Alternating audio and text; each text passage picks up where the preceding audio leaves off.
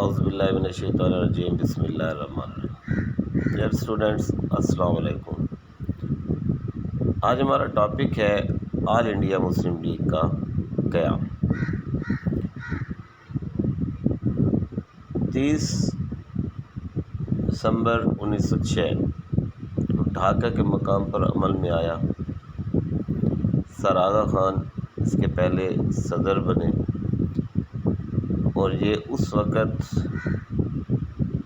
مسلم league کے قیام کا خیال آیا جب آپ وائسرائے سے جا کے شملہ کے مقام پر ملتے ہیں، تو انہوں نے طبی الفاظ میں مسلمانوں کو اپنی ایک علیحدہ سیاسی جماعت بنانے کا عندیہ دیا۔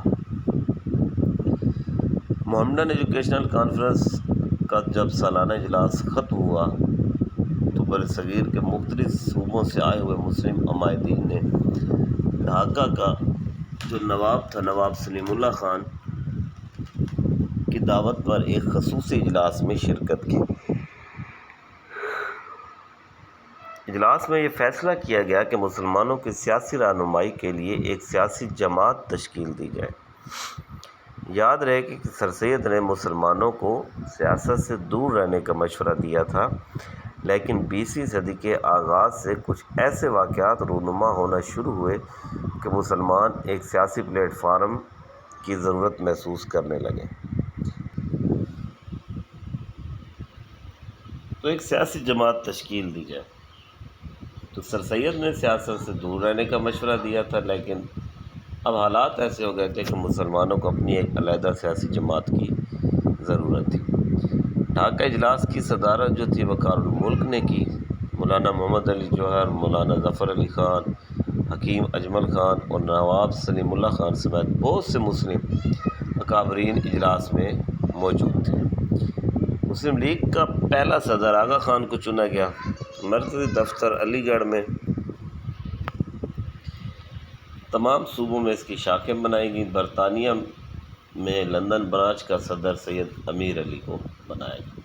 اسباب کیا تھے، کیا ریزنز تھی، کیوں ضرورت پیش آئی مسلم لیگ کو بنانے کی؟ تو انڈین نیشنل کانگریس کا ہندوؤں کی جماعت بننا۔ کانگریسی یہ کہا کرتے تھے کہ وہ صرف ہندوؤں کی نمائندہ جماعت نہیں ہے، بلکہ ہندوستان میں رہنے والے تمام مذاہب کی جماعت ہے، لیکن وقت گزرنے کے ساتھ ساتھ اس کا جو ایک تعصبانہ رویہ تھا وہ دنیا کے سامنے آتا گیا، اور ایک دن آیا کہ وہ خالصتاً ہندوؤں کی جماعت نظر آنے لگ گئی۔ فرقہ واریت بہت زیادہ پھیلائی جا رہی تھی مسلمانوں کے اندر، انتہا پسندی کو عروج دیا جا رہا تھا۔ ہندوؤں نے مہاسبھا، سنگٹن اور آریہ سماج جیسی تحریکوں سے مسلمانوں کے وجود کو خطرے میں ڈال دیا، تو اس وجہ سے بھی مسلمانوں کو اپنی ایک علیحدہ سیاسی جماعت کی ضرورت محسوس ہوئی۔ 1905 میں تقسیم کی بنگال ہوتی ہے۔ تقسیم بنگال کی مخالفت کی بات کرتے ہیں۔ 1905 میں بنگال کی تقسیم ہوتی ہے اور 1911 میں بنگال کی جو تقسیم ہے وہ منسوخ ہوتی ہے، تنسیخ کر دی جاتی ہے۔ ان 6 سالوں میں ہندو ایک دن بھی چین سے نہیں بیٹھے۔ تو یہاں پر بھی مسلمانوں کو ہندوؤں کی جو دشمنی، جو تعصب، جو مخالفت تھی وہ کھل کر سامنے آ گئی، جس کی وجہ سے مسلمانوں نے اپنی علیحدہ سیاسی جماعت بنانے کی سوچی۔ اردو ہندی تنازعہ 1867 میں سب سے پہلے بنارس سے شروع ہوا۔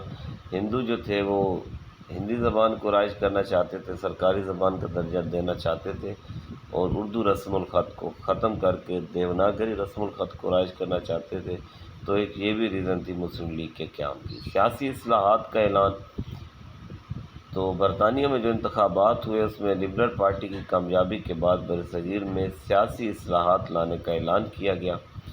سیاسی اداروں کی تشکیل کا سلسلہ شروع ہونے کا امکان بنا تو مسلمانوں نے اپنی نمائندگی کے حصول کے لیے ایک سیاسی جماعت کو وجود دینا بھی ضروری سمجھا۔ شملہ وفد، سر آغا خان کی قیادت میں مسلمانوں کا ایک نمائندہ وفد 1 اکتوبر 1906 کو برطانوی وائسرائے لارڈ منٹو سے ملا۔